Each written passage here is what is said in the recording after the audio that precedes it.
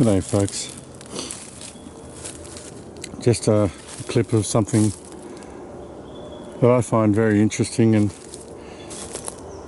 lots of things actually. It's melancholy, it's beautiful, it's sad.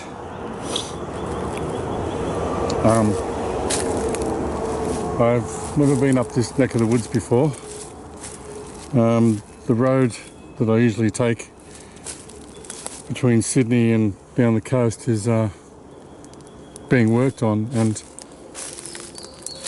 there's a detour, and along this detour there was a little pullover on the side of the road, and down this bush track is probably the loneliest, unkempt, overgrown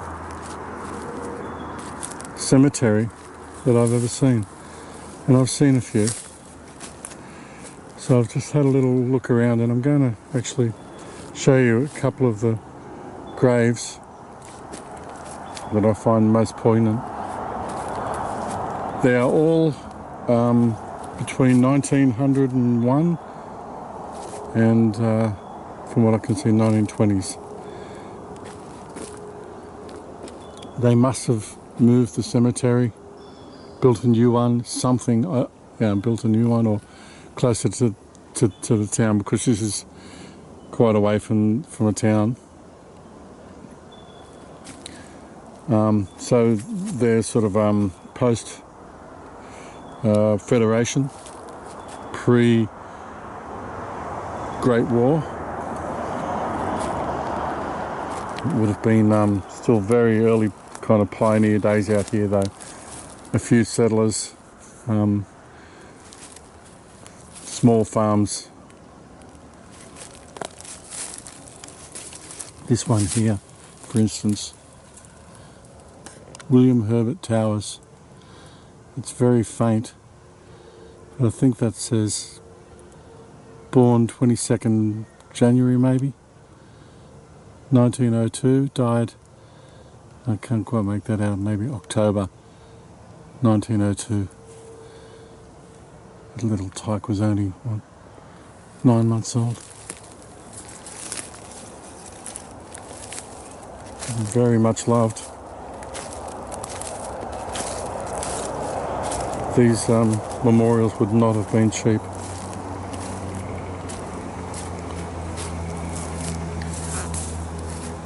Arthur Forrest, he was only 46. You can hear the cars going past up there. It's not far from the road, but you can't see it from the road.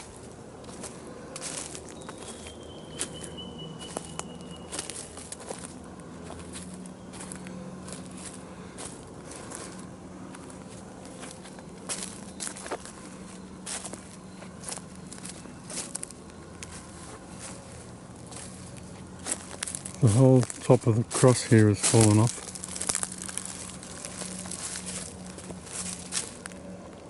I would have said Inri across there. George Davis, 1903.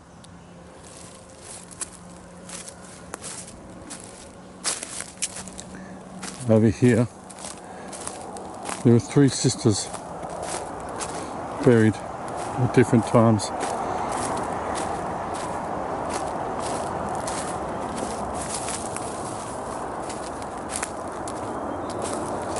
The Dinning sisters.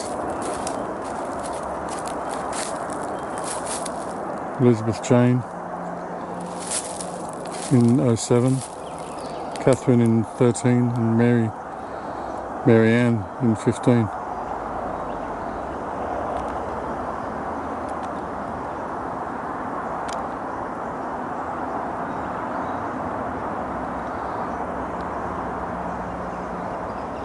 I would hazard to say that these families, some of them at least, would still be in the area.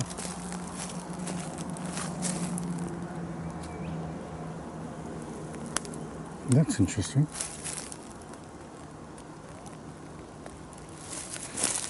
This blue gum here, which I love the smell of, by the way.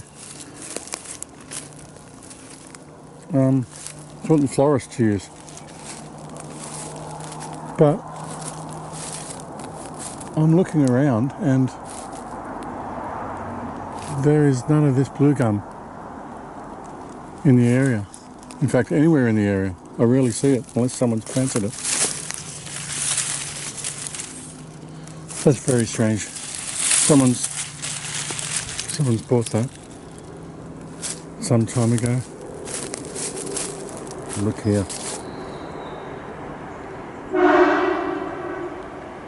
There's a train. 1 year, 7 months. So yeah, like I said, it was still pioneering out here. There would have been no running water, electricity, sewage, anything like that. Doctors were very few and far between. Aged 2 years. Pearl something. I would also probably be pretty accurate in thinking that if I'm possibly walking over graves as I speak, they'd be all through the bush here. It won't be many years before these are completely gone. Completely gone.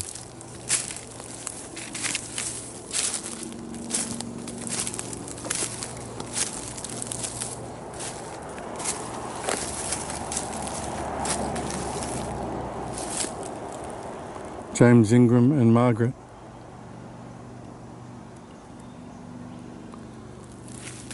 She was 82. That's a very good age for the day.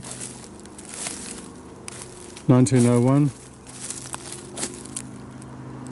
Charles Granger of Tilton, England. Died in November 14, aged 83. Also good longevity in that family. And his wife, buried in the same plot. Very old, beautiful Catholic graveyard. Up here, it's amazing, isn't it? Well, I find it amazing. There's little paths all the way around here. And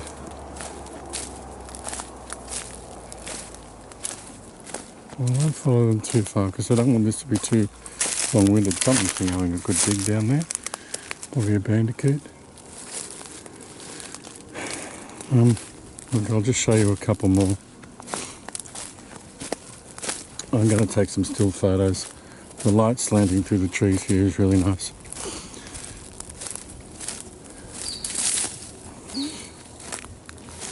Up here, look at this. There's a lemon tree.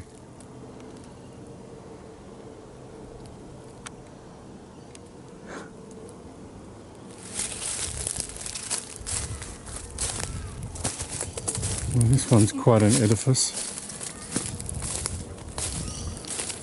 Up here, there's a spot all of its own. There's the grave of one George Henry Musey, I would say. He was the rector of Bury. Bury's quite a historic, large and lovely historic town down here in the New South Wales south coast. Died in 1907. Erected by his friends and parishioners.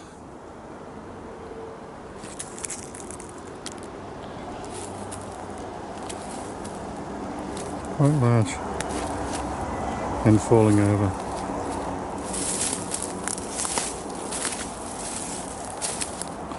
Also, Emily.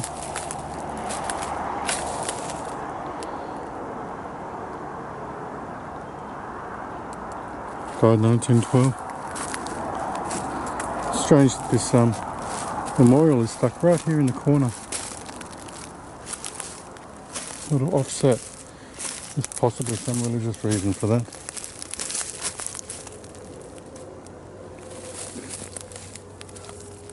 Anyway, the last one is up here. And to me this says everything about, where is it? about the harshness of the times. My battery is about to die, so I'll get this done quickly.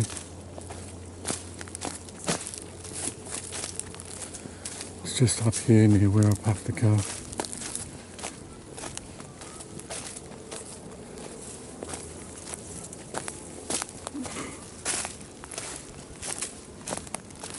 They certainly are resting in peace in a beautiful place. I think this is it. Yeah.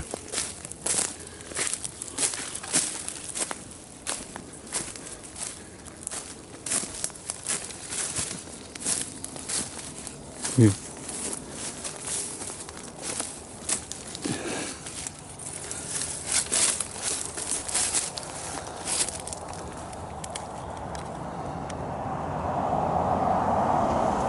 Bertha Lauridsen, interesting name, age 24, and baby, died 1903. The dear wife of the gentleman that loved her and put this here. Whether she died in childbirth or possibly was buried with the baby, or in utero, as it were. They both died anyway. And here is a headstone leaning up against this tree to Rosanna Bale, my dear mother. Nothing's left of the gravesite. There's a little bit of concrete formwork around there, the moulded concrete. And this tree has planted itself and grown mightily right on her grave. I think I'd like to be buried under a tree. So yeah, it's a beautiful, silent and disappearing cemetery. If you want to know where it is, drop me a line, but I'm not going to mention exactly where it is. You can hear some cows over there.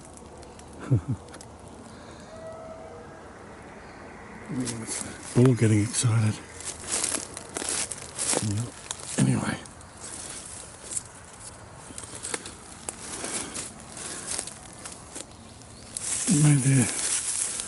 May their God look after them well.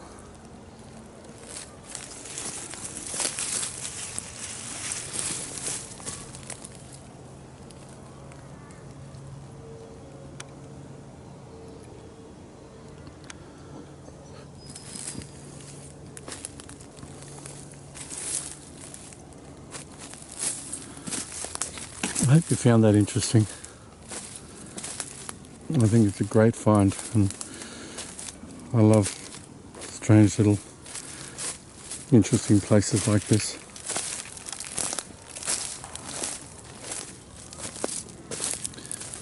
I'll turn this off now and say goodbye and have a little bit of a look around. See ya.